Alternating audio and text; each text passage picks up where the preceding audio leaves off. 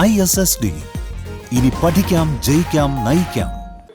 India രാജ്യം കണ്ടതിൽ വെച്ച് വലിയ ഒരു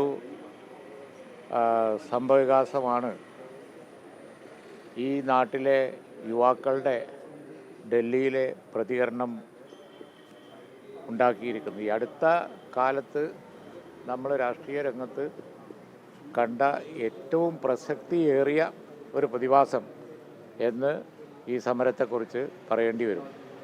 കാരണം BJP ഗവൺമെൻറ്, BJP പ്രസ്ഥാനം, സംഘപരിവാർ പൊതുവെ വിഭാഗീയതയും വർഗീയതയും ആയുധമാക്കിക്കൊണ്ട്, അതായത് കമ്മ്യൂണലി സെൻസിറ്റീവായിട്ടുള്ള വിഷയങ്ങൾക്ക് പ്രാധാന്യം കൊടുത്തുകൊണ്ട് ക്യാമ്പയിൻ ചെയ്താൽ ജനങ്ങളുടെ പ്രശ്നങ്ങൾ അപ്പടി മൂടി വെക്കാൻ കഴിയും എന്ന ആ ചിന്തക്കാണ് തിരിച്ചടി നേരിട്ടിരിക്കുന്നത്.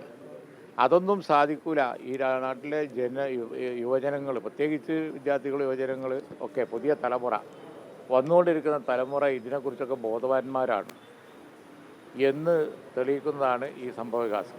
ജാതിയും മതവും അതുപോലെ തന്നെ പ്രാദേശിക വികാരവും ഒന്നുമില്ലാതെ നാട്ടിലെ യുവാക്കൾ അതിശക്തിയായി പ്രതികരിക്കുകയും അതിൻ്റെ മുമ്പിൽ യുവതി യുവാക്കൾ അതിശക്തമായി പ്രതികരിക്കുകയും അതിൻ്റെ മുമ്പിൽ ശക്തമായ കേന്ദ്ര ഗവൺമെൻറ് എന്ന് പറഞ്ഞ് അനങ്ങൂല എന്ന് പറഞ്ഞ BJP ഗവൺമെൻറ്റിന് മുട്ടുമടക്കേണ്ടി വന്നു എങ്കിൽ നിരവധിയാണ് ഈ നാട്ടിലെ പ്രശ്നങ്ങൾ. ഇനി കർഷകർക്ക് പ്രശ്നമുണ്ട്, തൊഴിലില്ലായ്മ രൂക്ഷമാണ്, സാമ്പത്തിക പ്രതിസന്ധി വളരെ വലുതാണ്, വിലക്കയറ്റം. മൻമോഹൻ സിംഗിൻ്റെ ഭരണത്തിന് ശേഷമുള്ള കാലഘട്ടം, പതിറ്റാണ്ടുകൾ നമ്മൾ എടുത്തു നോക്കുകയാണെന്നുണ്ടെങ്കിൽ ഏറ്റവും വലിയ വിലക്കയറ്റാണ്. നമ്മുടെ നാണയത്തിൻ്റെ വില നിരന്തരം ഇടിഞ്ഞുകൊണ്ടിരിക്കുകയാണ്. ഇതൊക്കെ ജനജീവിതത്തിൽ വരുത്തിക്കൊണ്ടിരിക്കുന്ന വലിയ പ്രശ്നങ്ങളുണ്ട്.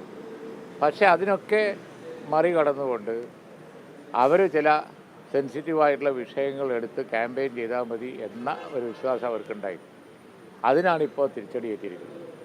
ഇത് അവരുടെ ഡൗൺഫാളാണ്. BJPയുടെ തകർച്ചയുടെ ആരംഭമാണ് ഈ സമരത്തിലൂടെ നമ്മൾ കണ്ടത്. പൂർണ്ണമായ സറണ്ടർ, മുട്ടുമടക്കൽ അവർക്ക് വേണ്ടി വന്നിരിക്കുന്നു എങ്കിൽ അതിൻ്റെ അർത്ഥം ഒരു വലിയ പ്രക്ഷോഭം ഉരുണ്ടുകൂടി വരുന്നുണ്ട്. അത് പ്രധാനമന്ത്രിക്കെതിരെ ആണ് എന്ന് സെൻസ് ചെയ്തതാണ്, മനസ്സിലാക്കിയതാണ്. എനിക്കെതിരായി ഒരു വലിയ പ്രക്ഷോഭം ഉരുണ്ടുകൂടി വരുന്നുണ്ട് ഗവൺമെൻറ്റിനെതിരായി.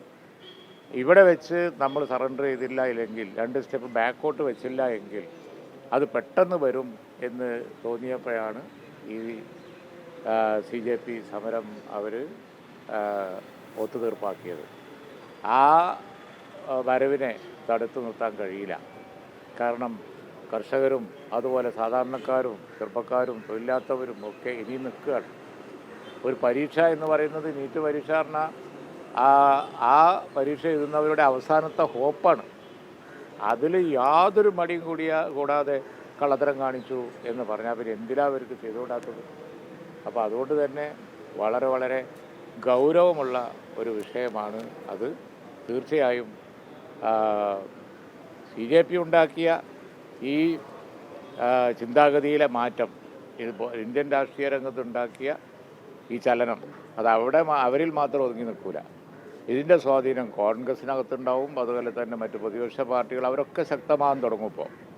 കാരണം സമരം തിരിച്ചുവിടേണ്ടത് കേന്ദ്രം അടക്കി വാഴുന്നവർക്കെതിരാണ് എന്ന ചിന്ത എല്ലാ സംസ്ഥാനങ്ങളിലും രൂപപ്പെടും. ഇതൊരു മൂവ്മെൻ്റാണ്. അതാണ് ഞാൻ BJPയുടെ ഡൗൺഫാളാണിത് എന്ന് പറയാൻ കാരണം. അങ്ങനൊന്നുമല്ല. നിലവിലെ പ്രതിപക്ഷം പല സംസ്ഥാനങ്ങളിലും അധികാരത്തിൽ വന്നല്ലോ. കേരളം ഒരു ഉദാഹരണമാണ്.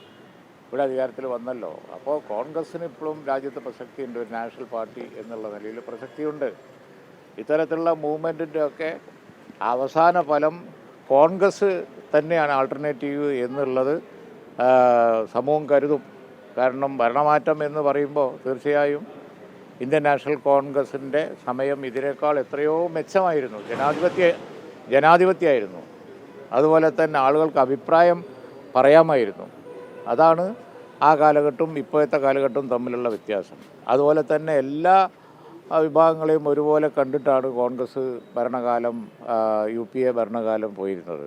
എല്ലാവർക്കും എല്ലാ മതവിഭാഗങ്ങളും ഒക്കെ ഇന്ത്യൻ പൗരന്മാരാണ് എന്നുള്ളവർക്ക് സ്വതന്ത്രമായി അവർക്ക് വർത്തമാനം പറയാനും ജീവിക്കാനും സ്വാതന്ത്ര്യം ഉണ്ടായിരുന്നു. നമ്മുടെ ഭരണഘടനയുടെ സ്പിരിറ്റിന് യോജിക്കാത്ത നിലപാടെടുത്തിട്ടാണ് പിന്നീടുള്ള ഈ കാലം BJP ഗവൺമെൻറ് പോയത്.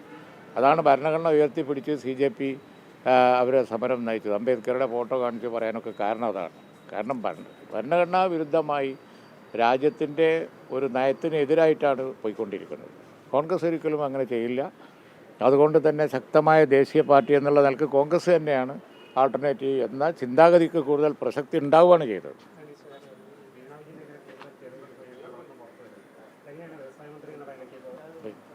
ശരി അല്ല, ഞാനിപ്പോൾ അതിനെക്കുറിച്ച് പ്രതികരിക്കുന്നില്ല. അതൊക്കെ നോക്കി പറയേണ്ട കാര്യങ്ങളാണ്. ഇപ്പം ഞാൻ അതിനെക്കുറിച്ച് പ്രതികരിക്കുന്നില്ല.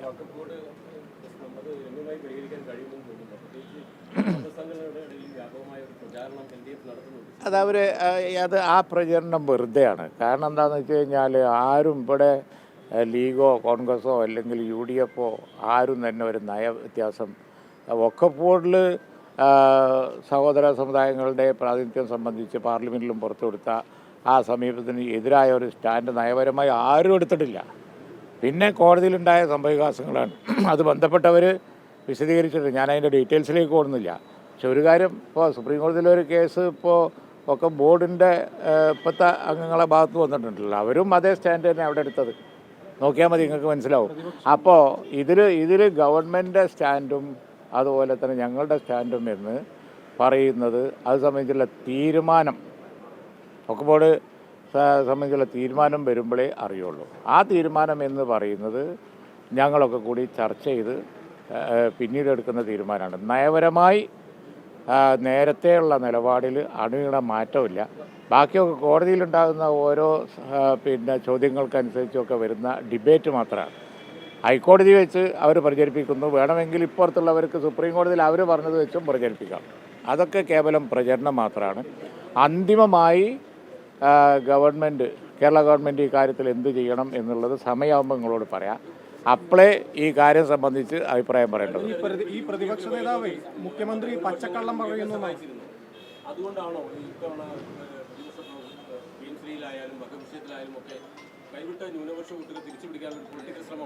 ഈ ഒരു ഗവൺമെൻറ്റിൻ്റെ പ്രാരംഭഘട്ടത്തിൽ ഒന്നും പറയാനില്ലാത്തത് കൊണ്ട് അവർ തന്നെ ചെയ്തു വെച്ച കാര്യങ്ങൾ ഞങ്ങളുടെ തലക്ക് വെക്കുന്നു എന്നേ ഉള്ളൂ.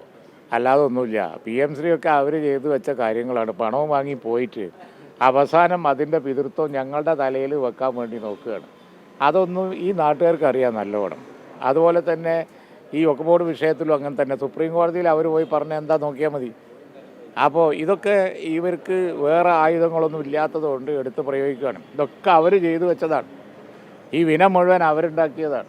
എന്നിട്ട് അതിൻ്റെ മുഴുവൻ പാപഭാരം UDF ഗവൺമെൻറ്റിൻ്റെ തലയിൽ കെട്ടിവെക്കുകയാണ്. അത് യേശുവില്ല. ഞങ്ങൾ വർത്തമാനം പറഞ്ഞു തുടങ്ങിയ കാര്യങ്ങളൊക്കെ ബോധ്യമാവും. ഓക്കെ.